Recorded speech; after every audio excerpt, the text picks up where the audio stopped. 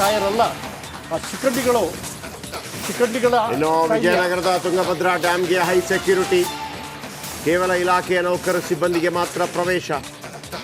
ದಿಕ್ಕು ಎನ್ನುತ್ತಾ ಇರುವಂಥ ತುಂಗಭದ್ರಾ ಜಲಾಶಯ ವೀಕ್ಷಕರೇ, ಯುದ್ಧ ಸಂದರ್ಭದಲ್ಲಿ ಕೆಲವು ಪ್ರಮುಖ ಸ್ಥಳಗಳಿಗೆ ಈ ಥರ ಏರ್ಪೋರ್ಟ್ ಇರ್ಬೋದು, ರೈಲ್ವೆ ಸ್ಟೇಷನ್ಗಳಿರುತ್ತೆ, ಆಮೇಲೆ ಅಣುಸ್ಥಾವರಗಳಿರುತ್ತೆ, ಆಮೇಲೆ ಅಣೆಕಟ್ಟುಗಳಿರುತ್ತೆ,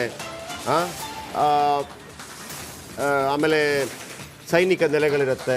ಇವುಗಳಿಗೆಲ್ಲ ಹೆಚ್ಚಿನ ಭದ್ರತೆಯನ್ನು ಕೊಡ್ತಾರೆ. ಯಾಕೆಂದರೆ ಹೆಚ್ಚಿನ ಜನಸಂಪರ್ಕ ಕೇಂದ್ರಗಳು ಅಲ್ಲ, ರೈಲ್ವೆ ಸ್ಟೇಷನ್ ಆ ಕಾರಣಕ್ಕಾಗಿ ಅಲ್ಲ, ಅದಕ್ಕಿಂತಲೂ ಹೆಚ್ಚಾಗಿ ಏನಂತಂದರೆ ಯಾವ ಜಾಗಗಳನ್ನು ಅಟ್ಯಾಕ್ ಮಾಡಿದರೆ ದೇಶಕ್ಕೆ ತೊಂದರೆ ಉಂಟಾಗುತ್ತೆ. ಈಗ ಜಲಾಶಯಕ್ಕೆ ಹೊಡೆದ್ರೆ ಆಗೋದು ಬೇಡ ಅಂತಂತಲ್ಲ, ಈಗ ಜಲಾಶಯ ಒಂದು ಅಣೆಕಟ್ಟೆ ಹೊಡೆದ್ರೆ ನೀರನ್ನು ಹೆಂಗೆ ಕಂಟ್ರೋಲ್ ಮಾಡ್ತೀರಿ ನೀವು? ಅದರಿಂದ ಮತ್ತೆ ಭಾರಿ ಅವಾಂತರಗಳ ಅದು ಬಾಂಬ್. ಆಮೇಲೆ ಅಣುಸ್ಥಾವರ ಕೊಡಿದ್ರೆ ಅಲ್ಲಿ ಆ ವಿಕಿರಣಗಳು ಏನೆಲ್ಲ ಆಗ್ಬಿಡ್ಬೋದು. ಆಮೇಲೆ ಏರ್ಪೋರ್ಟು, ನಿಮಗೆ ಅದು ದೊಡ್ಡ ಒಂದು ಏರ್ಪೋರ್ಟ್ ಅಂದರೆ ದೊಡ್ಡ ಧ್ವಂಸ ಮಾಡೋದಂಗೆ. ರೈಲ್ವೆ ಸ್ಟೇಷನ್ಸು ಮೂಮೆಂಟ್, ನಮ್ಮ ಸೈನ್ಯದ ಮೂಮೆಂಟ್ ಆಗಬಾರ್ದು. ಆಮೇಲೆ ಸೇನಾ ನೆಲೆಗಳಲ್ಲಿ ಈಗ ನಾವು ಎಷ್ಟು ಬೇರೆ ಬೇರೆ ಶಸ್ತ್ರಾಸ್ತ್ರಗಳನ್ನು ಇಟ್ಟಿರ್ತೀವಿ, ಅದನ್ನು ಅಲ್ಲಲ್ಲೇ ಹೊಡೆದಂಗೆ ಮಾಡೋದು, ಈ ಪಟಾಕಿ ಅಂಗಡಿಗೆ ಬೆಂಕಿ ಇಟ್ಟಂಗೆ. ಸೊ ಆ ಕಾರಣಕ್ಕಾಗಿ ಜನನೆ ಬಿಡ ಅನ್ನೋದಕ್ಕಿಂತ, ಯಾಕಂದರೆ ಅದಕ್ಕೆ ಬೇಕಿರೋಂಥ ಮಾಕ್ ಡ್ರಿಲ್ ಎಲ್ಲ ಮಾಡ್ತಾರೆ, ಬಂಕರ್ಗಳನ್ನು ಮಾಡ್ತಾರೆ ಮಗುದೊಂದು. ಯಾಕಂದರೆ ಇದು ಭಾಳ ಮುಖ್ಯವಾಗಿ ರಕ್ಷಿಸಿಕೊಳ್ಳಬೇಕಾದಂಥ ಜಾಗಗಳಾಗಿರುತ್ತೆ. ಸೊ ಹಾಗಾಗಿ ಅದು ಎಲ್ಲ ಸಂದರ್ಭದಲ್ಲೂ ಅದು ಇದ್ದೇ ಇರ್ತದೆ, ವಿಶೇಷವಾಗಿ ಜಲಾಶಯಗಳು. ಬಳಿಕ ರಾಜ್ಯದ ಜಲಾಶಯಗಳಿಗೆ ರಾಜ್ಯ ಸರ್ಕಾರ ಹೈ ಅಲರ್ಟ್ ಅನ್ನು ಘೋಷಣೆ ಮಾಡಿದೆ. ಅದರಲ್ಲೂ ರಾಜ್ಯದ ಅತಿ ದೊಡ್ಡ ಎರಡನೇ ಜಲಾಶಯ ವಿಜಯನಗರ ಜಿಲ್ಲೆಯ ಹೊಸಪೇಟೆಯ ತುಂಗಭದ್ರಾ ಜಲಾಶಯದ ಮೇಲ್ಭಾಗದಲ್ಲಿದ್ದೇವೆ.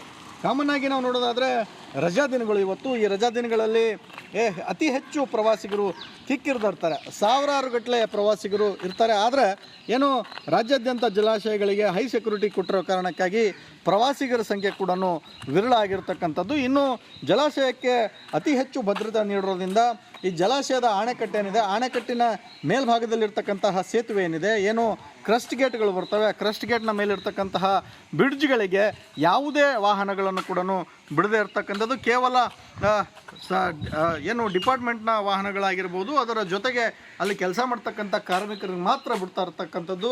ಯಾವುದೇ VIP ವಾಹನಗಳು ಮತ್ತು VIP ಮೂವ್ಮೆಂಟನ್ನು ಕೂಡ ಆಗದೇ ಇರತಕ್ಕಂಥದ್ದು. ಅತಿ ಹೆಚ್ಚು ಭದ್ರತೆಯನ್ನು ನೀಡಿರ್ತಕ್ಕಂಥದ್ದು. ಅತಿ ಏನು ವಿಶೇಷವಾಗಿ ಹೇಳಬೇಕು ಅಂತೇಳಿ ಹೇಳೋದಾದರೆ, ಈ ಒಂದು ಜಲಾಶಯವನ್ನು ವೀಕ್ಷಣೆ ಮಾಡಲಿಕ್ಕೆ ಈ ಸಮಯದಲ್ಲಿ ಅತಿ ಹೆಚ್ಚು ಪ್ರವಾಸಿಗರಿರ್ತಾರೆ. ಆದರೆ ಹೈ ಅಲರ್ಟನ್ನು ಘೋಷಣೆ ಮಾಡಿರೋ ಹಿನ್ನೆಲೆಯಲ್ಲಿ ಪ್ರವಾಸಿಗರ ಸಂಖ್ಯೆ ಸಂಪೂರ್ಣವಾಗಿ ವಿರಳ ಆಗಿರ್ತಕ್ಕಂಥದ್ದು. ಜನ ಕೂಡ ಅತಿ ಹೆಚ್ಚು ಈ ಸಮಯದಲ್ಲಿ ಬರ್ತಾರೆ. ಆದರೆ ಈಗ ಯುದ್ಧದ ಕಾರ್ಮೋಡದಿಂದ TB ಡ್ಯಾಮ್ನ ಜಲಾಶಯಕ್ಕೆ ಪ್ರವಾಸಿಗರ ಕೊರತೆ ಎದುರಾಗಿದೆ. ಸುರೇಶ್ ಚೌಹಾಣ್, ರಿಪಬ್ಲಿಕ್ ಕನ್ನಡ, ವಿಜಯನಗರ. ಟೈರ್ ಅಲ್ಲ, ಆ ಶಿಖಂಡಿಗಳ ಇನ್ನು ವಿಜಯನಗರದ ತುಂಗಭದ್ರಾ ಡ್ಯಾಂಗೆ ಹೈ ಸೆಕ್ಯೂರಿಟಿ, ಕೇವಲ ಇಲಾಖೆಯ ನೌಕರ ಸಿಬ್ಬಂದಿಗೆ ಮಾತ್ರ ಪ್ರವೇಶ. ದಿಕ್ಕು ಎನ್ನುತ್ತಾ ಇರುವಂಥ ತುಂಗಭದ್ರಾ ಜಲಾಶಯ ವೀಕ್ಷಕರೇ, ಯುದ್ಧ ಸಂದರ್ಭದಲ್ಲಿ ಕೆಲವು ಪ್ರಮುಖ ಸ್ಥಳಗಳಿಗೆ ಈ ಥರ ಏರ್ಪೋರ್ಟ್ ಇರ್ಬೋದು, ರೈಲ್ವೆ ಸ್ಟೇಷನ್ಗಳಿರುತ್ತೆ, ಆಮೇಲೆ ಅಣುಸ್ಥಾವರಗಳಿರುತ್ತೆ, ಆಮೇಲೆ ಅಣೆಕಟ್ಟುಗಳಿರುತ್ತೆ, ಆಮೇಲೆ ಸೈನಿಕ ನೆಲೆಗಳಿರುತ್ತೆ.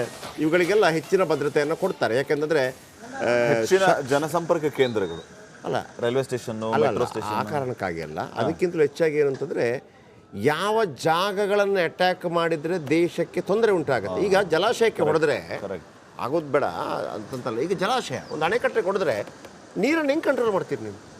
ಅದರಿಂದ ಮತ್ತೆ ಭಾರಿ ಅವಾಂತರಗಳ ಅದು ಬಾಂಬ್. ಆಮೇಲೆ ಅಣುಸ್ಥಾವರ ಕೊಡಿದ್ರೆ ಅಲ್ಲಿ ಆ ವಿಕಿರಣಗಳು ಏನೆಲ್ಲ ಆಗ್ಬಿಡ್ಬೋದು. ಆಮೇಲೆ ಏರ್ಪೋರ್ಟು, ನಿಮಗೆ ಅದು ದೊಡ್ಡ ಒಂದು ಏರ್ಪೋರ್ಟ್ ಅಂದರೆ ದೊಡ್ಡ ಧ್ವಂಸ ಮಾಡೋದಂಗೆ. ರೈಲ್ವೆ ಸ್ಟೇಷನ್ಸು ಮೂಮೆಂಟ್, ನಮ್ಮ ಸೈನ್ಯದ ಮೂಮೆಂಟ್ ಆಗಬಾರ್ದು. ಆಮೇಲೆ ಸೇನಾ ನೆಲೆಗಳಲ್ಲಿ ಈಗ ನಾವು ಎಷ್ಟು ಬೇರೆ ಬೇರೆ ಶಸ್ತ್ರಾಸ್ತ್ರಗಳನ್ನು ಇಟ್ಟಿರ್ತೀವಿ, ಅದನ್ನು ಅಲ್ಲಲ್ಲೇ ಹೊಡೆದಂಗೆ ಮಾಡೋದು, ಈ ಪಟಾಕಿ ಅಂಗಡಿಗೆ ಬೆಂಕಿ ಇಟ್ಟಂಗೆ. ಸೊ ಆ ಕಾರಣಕ್ಕಾಗಿ ಜನನೆ ಬಿಡ ಅನ್ನೋದಕ್ಕಿಂತ, ಯಾಕಂದರೆ ಅದಕ್ಕೆ ಬೇಕಿರೋಂಥ ಮಾಕ್ ಡ್ರಿಲ್ ಎಲ್ಲ ಮಾಡ್ತಾರೆ, ಬಂಕರ್ಗಳನ್ನು ಮಾಡ್ತಾರೆ ಮಗುದೊಂದು. ಯಾಕಂದರೆ ಇದು ಭಾಳ ಮುಖ್ಯವಾಗಿ ರಕ್ಷಿಸಿಕೊಳ್ಳಬೇಕಾದಂಥ ಜಾಗಗಳಾಗಿರುತ್ತೆ. ಸೊ ಹಾಗಾಗಿ ಅದು ಎಲ್ಲ ಸಂದರ್ಭದಲ್ಲೂ ಅದು ಇದ್ದೇ ಇರ್ತದೆ, ವಿಶೇಷವಾಗಿ ಜಲಾಶಯಗಳು. ಬಳಿಕ ರಾಜ್ಯದ ಜಲಾಶಯಗಳಿಗೆ ರಾಜ್ಯ ಸರ್ಕಾರ ಹೈ ಅಲರ್ಟ್ ಅನ್ನು ಘೋಷಣೆ ಮಾಡಿದೆ. ಅದರಲ್ಲೂ ರಾಜ್ಯದ ಅತಿ ದೊಡ್ಡ ಎರಡನೇ ಜಲಾಶಯ ವಿಜಯನಗರ ಜಿಲ್ಲೆಯ ಹೊಸಪೇಟೆಯ ತುಂಗಭದ್ರಾ ಜಲಾಶಯದ ಮೇಲ್ಭಾಗದಲ್ಲಿದ್ದೇವೆ. ಕಾಮನ್ ಆಗಿ ನಾವು ನೋಡೋದಾದರೆ ರಜಾ ದಿನಗಳು ಇವತ್ತು. ಈ ರಜಾ ದಿನಗಳಲ್ಲಿ ಅತಿ ಹೆಚ್ಚು ಪ್ರವಾಸಿಗರು ಕಿಕ್ಕಿರಿದಿರ್ತಾರೆ, ಸಾವಿರಾರು ಗಟ್ಟಲೆ ಪ್ರವಾಸಿಗರು ಇರ್ತಾರೆ. ಆದರೆ ಏನು ರಾಜ್ಯಾದ್ಯಂತ ಜಲಾಶಯಗಳಿಗೆ ಹೈ ಸೆಕ್ಯೂರಿಟಿ ಕೊಟ್ಟಿರೋ ಕಾರಣಕ್ಕಾಗಿ ಪ್ರವಾಸಿಗರ ಸಂಖ್ಯೆ ಕೂಡ ವಿರಳ ಆಗಿರ್ತಕ್ಕಂಥದ್ದು. ಇನ್ನು ಜಲಾಶಯಕ್ಕೆ ಅತಿ ಹೆಚ್ಚು ಭದ್ರತೆ ನೀಡಿರೋದ್ರಿಂದ ಈ ಜಲಾಶಯದ ಅಣೆಕಟ್ಟೇನಿದೆ, ಅಣೆಕಟ್ಟಿನ ಮೇಲ್ಭಾಗದಲ್ಲಿರ್ತಕ್ಕಂತಹ ಸೇತುವೆ ಏನಿದೆ, ಏನು ಕ್ರಸ್ಟ್ ಗೇಟ್ಗಳು ಬರ್ತವೆ, ಕ್ರಸ್ಟ್ ಗೇಟ್ನ ಮೇಲಿರ್ತಕ್ಕಂತಹ ಬ್ರಿಡ್ಜ್ಗಳಿಗೆ ಯಾವುದೇ ವಾಹನಗಳನ್ನು ಕೂಡ ಬಿಡದೇ ಇರ್ತಕ್ಕಂಥದ್ದು. ಕೇವಲ ಏನು ಡಿಪಾರ್ಟ್ಮೆಂಟ್ನ ವಾಹನಗಳಾಗಿರ್ಬೋದು, ಅದರ ಜೊತೆಗೆ ಅಲ್ಲಿ ಕೆಲಸ ಮಾಡ್ತಕ್ಕಂಥ ಕಾರ್ಮಿಕರಿಗೆ ಮಾತ್ರ ಬಿಡ್ತಾ ಇರ್ತಕ್ಕಂಥದ್ದು. ಯಾವುದೇ VVIP ವಾಹನಗಳು ಮತ್ತು VIP ಮೂವ್ಮೆಂಟನ್ನು ಕೂಡ ಆಗದೇ ಇರತಕ್ಕಂಥದ್ದು. ಅತಿ ಹೆಚ್ಚು ಭದ್ರತೆಯನ್ನು ನೀಡಿರ್ತಕ್ಕಂಥದ್ದು. ಏನು ವಿಶೇಷವಾಗಿ ಹೇಳಬೇಕು ಅಂತೇಳಿ ಹೇಳೋದಾದರೆ, ಈ ಒಂದು ಜಲಾಶಯವನ್ನು ವೀಕ್ಷಣೆ ಮಾಡಲಿಕ್ಕೆ ಈ ಸಮಯದಲ್ಲಿ ಅತಿ ಹೆಚ್ಚು ಪ್ರವಾಸಿಗರಿರ್ತಾರೆ. ಆದರೆ ಹೈ ಅಲರ್ಟನ್ನು ಘೋಷಣೆ ಮಾಡಿರೋ ಹಿನ್ನೆಲೆಯಲ್ಲಿ ಪ್ರವಾಸಿಗರ ಸಂಖ್ಯೆ ಸಂಪೂರ್ಣವಾಗಿ ವಿರಳ ಆಗಿರ್ತಕ್ಕಂಥದ್ದು. ಜನ ಕೂಡ ಅತಿ ಹೆಚ್ಚು ಈ ಸಮಯದಲ್ಲಿ ಬರ್ತಾರೆ. ಆದರೆ ಈಗ ಯುದ್ಧದ ಕಾರ್ಮೋಡದಿಂದ TB ಡ್ಯಾಮ್ನ ಜಲಾಶಯಕ್ಕೆ ಪ್ರವಾಸಿಗರ ಕೊರತೆ ಎದುರಾಗಿದೆ. ಸುರೇಶ್ ಚೌಹಾಣ್, ರಿಪಬ್ಲಿಕ್ ಕನ್ನಡ, ವಿಜಯನಗರ. ಕಾಯರಲ್ಲ, ಆ ಶಿಖಂಡಿಗಳ ಇನ್ನು ವಿಜಯನಗರದ ತುಂಗಭದ್ರಾ ಡ್ಯಾಮ್ಗೆ ಹೈ ಸೆಕ್ಯೂರಿಟಿ, ಕೇವಲ ಇಲಾಖೆಯ ನೌಕರ ಸಿಬ್ಬಂದಿಗೆ ಮಾತ್ರ ಪ್ರವೇಶ. ದಿಕ್ಕು ಎನ್ನುತ್ತಾ ಇರುವಂಥ ತುಂಗಭದ್ರಾ ಜಲಾಶಯ. ವೀಕ್ಷಕರೇ, ಯುದ್ಧ ಸಂದರ್ಭದಲ್ಲಿ ಕೆಲವು ಪ್ರಮುಖ ಸ್ಥಳಗಳಿಗೆ ಈ ಥರ ಏರ್ಪೋರ್ಟ್ ಇರ್ಬೋದು, ರೈಲ್ವೆ ಸ್ಟೇಷನ್ಗಳಿರುತ್ತೆ, ಆಮೇಲೆ ಅಣುಸ್ಥಾವರಗಳಿರುತ್ತೆ, ಆಮೇಲೆ ಅಣೆಕಟ್ಟುಗಳಿರುತ್ತೆ, ಆಮೇಲೆ ಸೈನಿಕ ನೆಲೆಗಳಿರುತ್ತೆ. ಇವುಗಳಿಗೆಲ್ಲ ಹೆಚ್ಚಿನ ಭದ್ರತೆಯನ್ನು ಕೊಡ್ತಾರೆ. ಯಾಕೆಂದರೆ ಹೆಚ್ಚಿನ ಜನಸಂಪರ್ಕ ಕೇಂದ್ರಗಳು ಅಲ್ಲ, ರೈಲ್ವೆ ಸ್ಟೇಷನ್, ಮೆಟ್ರೋ ಸ್ಟೇಷನ್. ಆ ಕಾರಣಕ್ಕಾಗಿ ಅಲ್ಲ, ಅದಕ್ಕಿಂತಲೂ ಹೆಚ್ಚಾಗಿ ಏನಂತಂದರೆ ಯಾವ ಜಾಗಗಳನ್ನು ಅಟ್ಯಾಕ್ ಮಾಡಿದರೆ ದೇಶಕ್ಕೆ ತೊಂದರೆ ಉಂಟಾಗುತ್ತೆ. ಈಗ ಜಲಾಶಯಕ್ಕೆ ಹೊಡೆದ್ರೆ ಆಗೋದು ಬೇಡ ಅಂತಂತಲ್ಲ. ಈಗ ಜಲಾಶಯ ಒಂದು ಅಣೆಕಟ್ಟೆ ಹೊಡೆದ್ರೆ ನೀರನ್ನು ಹೆಂಗೆ ಕಂಟ್ರೋಲ್ ಮಾಡ್ತೀರಿ ನೀವು? ಅದರಿಂದ ಮತ್ತೆ ಭಾರಿ ಅವಾಂತರಗಳ ಅದು ಬಾಂಬ್. ಆಮೇಲೆ ಅಣುಸ್ಥಾವರ ಕೊಡಿದ್ರೆ ಅಲ್ಲಿ ಆ ವಿಕಿರಣಗಳು ಏನೆಲ್ಲ ಆಗ್ಬಿಡ್ಬೋದು. ಆಮೇಲೆ ಏರ್ಪೋರ್ಟು, ನಿಮಗೆ ಅದು ದೊಡ್ಡ ಒಂದು ಏರ್ಪೋರ್ಟ್ ಅಂದರೆ ದೊಡ್ಡ ಧ್ವಂಸ ಮಾಡೋದಂಗೆ. ರೈಲ್ವೆ ಸ್ಟೇಷನ್ಸು ಮೂಮೆಂಟ್, ನಮ್ಮ ಸೈನ್ಯದ ಮೂಮೆಂಟ್ ಆಗಬಾರ್ದು. ಆಮೇಲೆ ಸೇನಾ ನೆಲೆಗಳಲ್ಲಿ ಈಗ ನಾವು ಎಷ್ಟು